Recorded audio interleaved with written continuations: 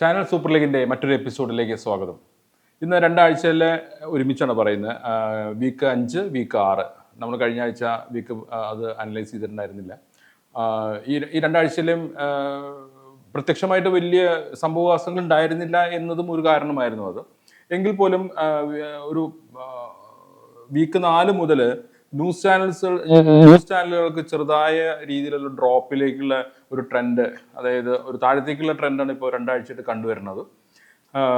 അതിൻ്റെ റീസൺ പ്രത്യേകിച്ച് പറയാനൊന്നുമില്ല. കാരണം ഹാപ്പനിങ്സ് ഒക്കെ നടക്കുന്നുണ്ടെങ്കിൽ പോലും ഒരു ആൾക്കാരെ ഹുക്ക് ചെയ്യാൻ പറ്റുന്ന ഹാപ്പനിങ്സ് ഒരു പക്ഷേ കുറവായിരിക്കാം. പിന്നെ ആളുകൾക്ക് അതിൻ്റെ ഒരു മടുപ്പ്, പ്രസൻറ്റേഷനിലുള്ള മടുപ്പോ എന്തൊക്കെയായിരിക്കാം കാരണം. എല്ലാ ചാനലിലും അത്തരമൊരു ഡ്രോപ്പുകൾ കാണിക്കുന്നുണ്ട്. നമുക്ക് അതിൻ്റെ ഒരു റേറ്റിംഗ് സൈക്കിൾ എന്താണെന്ന് നോക്കാം. ഏഷ്യാനെറ്റ് ന്യൂസ് വീക്ക് 5 90.94, വീക്ക് 4 94 ഉണ്ടായിരുന്നു. ഒരു 4 പോയിന്റോളം ഡ്രോപ്പ് ആയിട്ടാണ് അവർ വീക്ക് 5 വന്നത്. റിപ്പോർട്ടർ 71.89, 24 ന്യൂസ് തേർഡ് പൊസിഷനിൽ 66.62, മനോരമ ഫോർത്ത് പൊസിഷനിൽ വീണ്ടും അത് വന്നു 35.73, മാതൃഭൂമി 30. ആ ഒരാഴ്ച വീക്ക് 5 മാതൃഭൂമിയായിരുന്നു ഫോർത്ത് പൊസിഷനിൽ. ദെൻ ആ ഒരാഴ്ച അടുത്ത ആഴ്ച വീണ്ടും മാറി. അതാണ് ഞാൻ പെട്ടെന്ന് അത് പറഞ്ഞു പോയത്. മാതൃഭൂമി 36.75, മനോരമ 35.73, ജനം 21.31, നെക്സ്റ്റ് കൈരളി 15.19, ന്യൂസ് 18 14.62, മീഡിയ 1 8.3. ഇതാണ് വീക്ക് 5 ഒരു പ്രത്യക്ഷത്തിലുള്ള GRP നേട്ടങ്ങളും കോട്ടങ്ങളും. സെയിം വീക്ക് 6 വരുമ്പോൾ, അതായത് ലാസ്റ്റ് ഫെബ്രുവരി 8 മുതൽ ഫെബ്രുവരി 14 വരെയുള്ള റേറ്റിംഗ് എടുത്ത് നോക്കിക്കഴിഞ്ഞാൽ വീണ്ടും ഡ്രോപ്പാണ്. ഏകദേശം 6 പോയിന്റോളം വീണ്ടും ഡ്രോപ്പ് ഉണ്ട് ഏഷ്യാനെറ്റിന്. 84.82 നമ്പർ 1 ഏഷ്യാനെറ്റ് ന്യൂസ് തന്നെയാണ്. സെക്കൻഡ് പൊസിഷനിൽ റിപ്പോർട്ടറിനും ഡ്രോപ്പ് ഉണ്ട്. 2 പോയിന്റോളം ഡ്രോപ്പ് ഉണ്ട്. 2.18 പോയിന്റിന്റെ ഡ്രോപ്പ് ഉണ്ടെങ്കിൽ പോലും അവർക്ക് 69.71 ആണ് അവർക്ക് കിട്ടിയിരിക്കുന്നത്. 24 തേർഡ് പൊസിഷനിൽ 63.92, ഫോർത്ത് പൊസിഷനിൽ മനോരമ അത് ഗെയിൻ ചെയ്തു 35.5, മാതൃഭൂമി ഫിഫ്ത്ത് പൊസിഷനിൽ 34.4. വളരെ മൈന്യൂട്ട് ആയിട്ടുള്ള വ്യത്യാസമേ ഉള്ളൂ.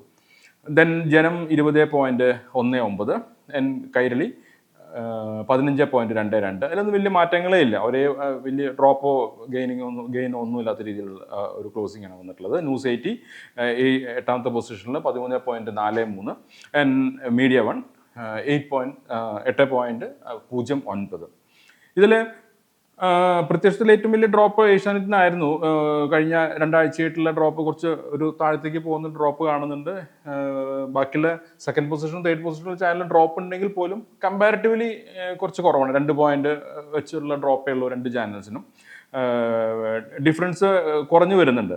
ഇപ്പോൾ ഏഷ്യാനെറ്റും റിപ്പോർട്ടറും തമ്മിലുള്ള ഗ്യാപ്പ് വീക്ക് 5 20.9 ആയിരുന്നെങ്കിൽ വീക്ക് 6 വന്നപ്പോൾ അത് 15.11 മാറിയിട്ടുണ്ട്. അതൊരു പോസിറ്റീവ് സൈഡാണ് റിപ്പോർട്ടറിനെ സംബന്ധിച്ച്. റിപ്പോർട്ടറും 24 തമ്മിലുള്ള ഗ്യാപ്പ് വീക്ക് 5 7.23 ആയിരുന്നെങ്കിൽ വീക്ക് 6 വന്നപ്പോൾ 5.79 ആയിട്ടുണ്ട്. അപ്പോൾ അവരും കുറച്ച് അടുത്തേക്ക് വന്നിട്ടുണ്ട്. ദെൻ ഏഷ്യാനെറ്റും 24 തമ്മിൽ 28.13 ആയിരുന്നു 5ാമത്തെ വീക്കിൽ. 6ാമത്തെ വീക്കിൽ വന്നപ്പോൾ 20.9. അപ്പോൾ ഈ 1, 2, 3 സ്ഥാനങ്ങൾ തമ്മിൽ ഡിസ്റ്റൻസ് കുറഞ്ഞു വരുന്ന ഒരു ട്രെൻഡും കൂടി കാണിക്കുന്നുണ്ട്.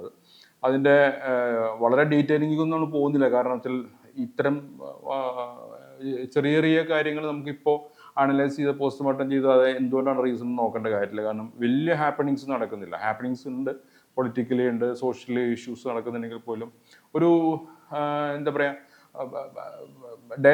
ഡേ ടൈം കംപ്ലീറ്റ് ഡ്രൈവ് ചെയ്യാൻ പറ്റുന്ന ഇൻസിഡൻസ് വളരെ കുറവാണ്. അതുകൊണ്ടായിരിക്കും ചിലപ്പോൾ അത്തരത്തിലുള്ള ഒരു ഡ്രോപ്പ് കാണിക്കുന്നത്. ദെൻ GEC സെക്ടറിൽ വരുമ്പോൾ എല്ലാ പ്രാവശ്യം പറയുന്ന പോലെ തന്നെ വലിയ മാറ്റങ്ങളൊന്നുമില്ല. വീക്ക് 6 ഏഷ്യാനെറ്റിൻ്റെ നമ്പർ 1 726.61. എൻ്റർടൈൻമെൻറ്റ് ചാനൽ ഒരു പറയാനുള്ളത്, വീക്ക് 5 വന്നപ്പോൾ സെക്കൻഡ് പൊസിഷനിലേക്ക് ഫ്ലവേഴ്സ് വരികയും വീക്ക് 6 വന്നപ്പോൾ വീണ്ടും അത് തേർഡ് പൊസിഷനിലേക്ക് വരികയും ചെയ്തു. ഒന്ന് അവർ ഒരു ഉയർന്നെഴുന്നേറ്റ് വീണ്ടും താഴെ വീണ ഒരു സിറ്റുവേഷനാണത്. വീക്ക് 5 നമുക്കത് നോക്കുമ്പോൾ പെട്ടെന്ന് അറിയാൻ പറ്റും അത്.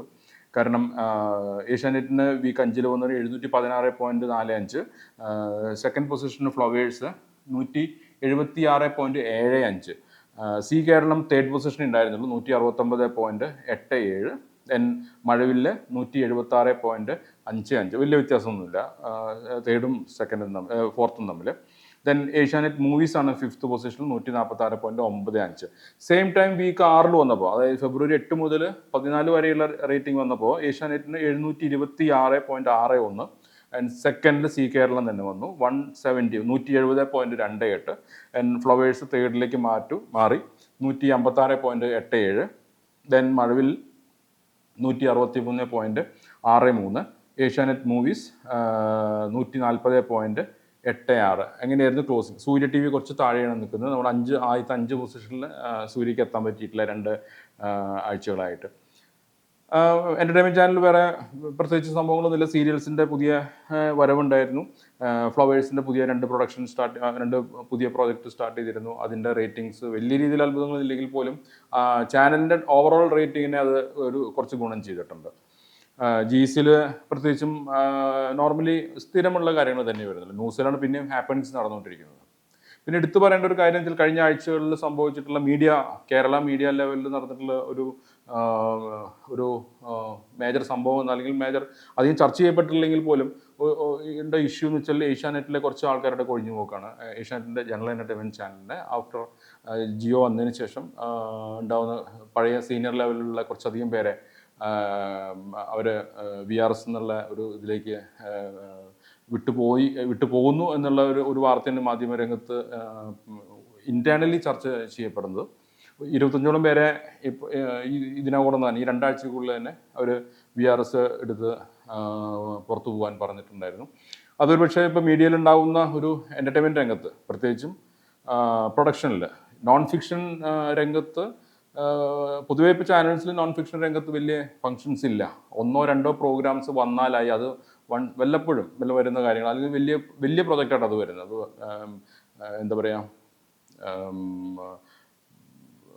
Main shows, idea star singer പോലത്തെ, അല്ലെങ്കിൽ അത്തരത്തിലുള്ള മേജർ ഷോസ് മാത്രമാണ് വന്നുകൊണ്ടിരിക്കുന്നത്. അല്ലെങ്കിൽ കോമഡി റിലേറ്റഡ് ആയിട്ടുള്ള പ്രോഗ്രാംസ് വരുന്നത്. പൊതുവെ എൻ്റർടൈൻമെൻറ്റ് സെക്ടറിൽ നോൺ ഫിക്ഷൻ കണ്ടന്റുകൾക്കുള്ള പ്രാധാന്യം കുറഞ്ഞുകൊണ്ടിരിക്കുന്ന സമയമാണ്.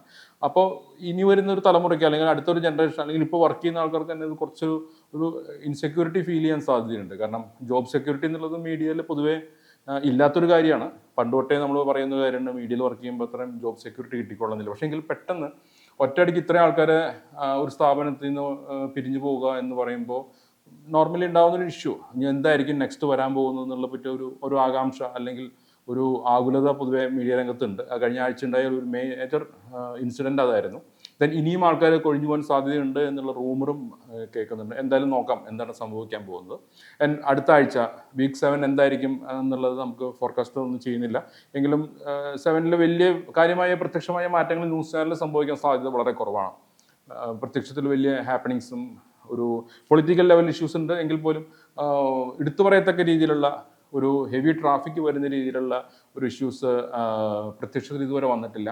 അതുകൊണ്ട് ഏകദേശം ഈ റേറ്റിംഗാണ് കുറച്ചും കൂടി താഴെയോ ഒരു +or- 1-2 പോയിന്റ് കയറാനോ കുറയാനോ സാധ്യത ഉണ്ടെന്നുള്ള ഒരു നിഗമനമാണുള്ളത്. അടുത്ത ആഴ്ച ആ റേറ്റിംഗ് വരുന്നവരെ നമുക്ക് കാത്തിരിക്കാം.